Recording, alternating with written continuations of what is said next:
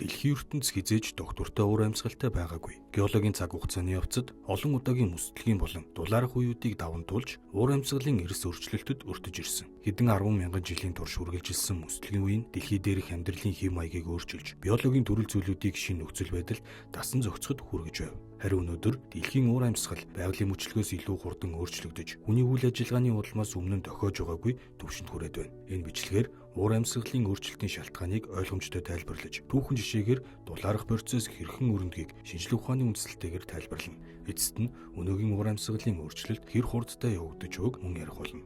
Мөсдлийн үеийн дэлхийн уур амьсгал урт хугацаанд хүйтэрч, туйлын мөс тэлж, томоохон мөсөн давхраггүй нөхцөл байдал тогтохыг хэлж байгааг мэдэж байгаа үзье. Мөсдлийн үед далайн түвшин огцон буурч, хуурай газрын хэмжээ нэмэгддэг. Дэлхий дээр сүүлийн 2.4 тэрбум жилийн хугацаанд 5 удаагийн том мөсдлийн үе тохиожээ. Эдгээр мөсдлийн үеүүдийг товчхон танилцуулахад 2.4-өөс 2.1 тэрбум жилийн өмнө тохиосон хурооны мөсдлийн үе бол дэлхийн хамгийн эртний мөсдөлт. 720-оос 635 сая жилийн өмнө дэлхий дээрх амьдрал тэр чигтээ мөхөгдөгсөн криогены мөсдлийн үе болж байсан бол далай, хуурай газрын хоорондох нүрс төрөгчийн тэнцвэр алдагдаж Андын сахарын мөсдлөг хэмээх нэртэй үе 460-аас 430 сая жилийн өмнө тохиож байв. Карбоны пермийн мөсдлийн үед буюу 360-аас 260 сая жилийн өмнө ой мод их хэмжээгээр нэмэгдэж CO2 буюу хүлэмжийн хий хэд багаснаар уур амьсгал хүйтэрч байжээ. Өнөө хүртэлх хамгийн сүүлчийн буюу квартирын мөсдлийн үе 258 сая жилийн өмнө болж байсан билээ. Сербийн эрдэмтэн Милутин Миланкович дэлхийн мөсдлийн үеүүдийн голлох шалтгаан нь дэлхийн тойрог замын өөрчлөлт гэж тайлбарласан байдаг. Үүнд дараах 3 хүчин зүйл нөлөөлнө. Дэлхийн нарыг дугуй биш, зуун замаар тойрдог бөгөөд энэ нь 100,000 жилийн мөчлөгтэй өөрчлөгддөг. Дэлхийн тэнхлэг 41,000 жилийн мөчлөгтэйгээр 22.1-ээс 24.5 градус хүртэл хэлбэлцдэг.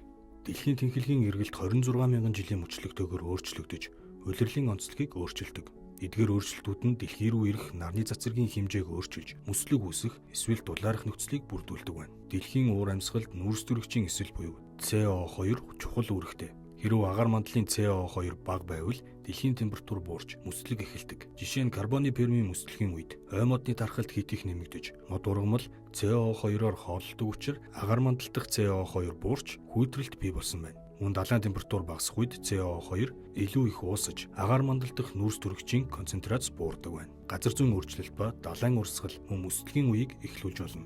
Өмнө нь экваторын бүсэд байсан тэвүүд тектоник хөдөлгөөний нүүдлээр туйл руу шилжихэд мөс хөрөмтлөгдөж дэлхийн нийт температур буурдаг гэжээ. Бидний сайн мэдих Панамын хоолой 3 сая жилийн өмнө дундуура заагтай байсан бөгөөд газар зүйн өөрчлөлтийн улмаас хаагдаж, далайн урсгал өөрчлөгдөж, мөсдлийн нөхцөл бүрдсэн байдаг гэжээ. Нарны идэвхжил бага үед дэлхийн температур буурдаг. Жишээ нь жижиг мөсдлийн үе болох 1300-аас 1850 онд нарны идэвхжил багасах үед тохиосон. Хэдийгээр мөсдлийн үе удаан үргэлжилдэгч дулаарал илүү хурдан явагддаг. Энэ нь Миленковичийн мөчлөгөөр нарны цэцрэг нэмэгдэж далайн мөс хайлах үед далайн ус бараан өгтөд бол илүү их дулаан шингээж агаарын температурыг нэмэгдүүлэх агаар мандлын CO2 ихсэх буюу галтгуулын дэлбэрэлт болон биологийн үйл явцаас шалтгаалж CO2-ыг нэмэгдүүлэх зэрэг гол шалтгаануудтай байдаг. Жишээ нь 12,000 жилийн өмнө мөсдлийн үе дуусч одоогийн дулаан үе эхэлсэн.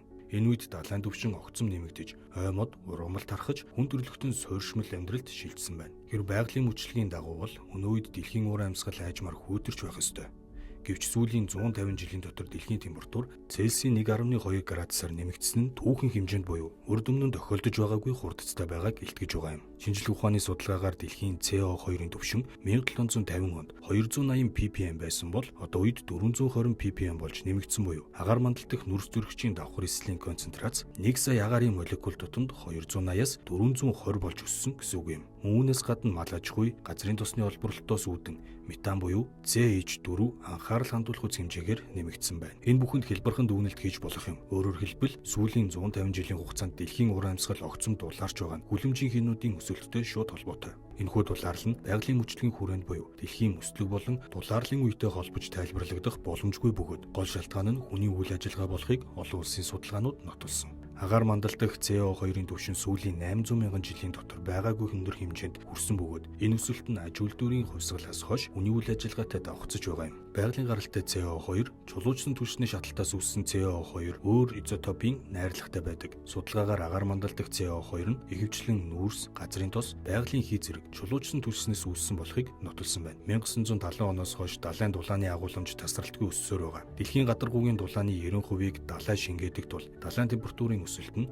дулаар л бодит болохыг харуулдаг билээ. Гренландын мөсөн бүрхүүл жилд 280 тэрбум тонн мөс алдаж, Антарктидын мөсөн бүрхүүлийн 150 тэрбум тонн мөс ганцхан жилд хайлж, 1979 оноос хойш Арктикийн зуны мөсний талбай 13%-аар багассан байгаа нь дэлхийн дулаар л маш бодит бөгөөд хэд хурдцтай явагдаж байгаагийн илрэх юм. Өнөө үед жилд нийт 40 тэрбум тонн CO2 дэлхий дээр ялгарч байна. Энэхүү ялгаруулалт нь байгалийн мөчлөхөөс 100 дахин хурдан явагдаж байгаа үзүүлэлт юм.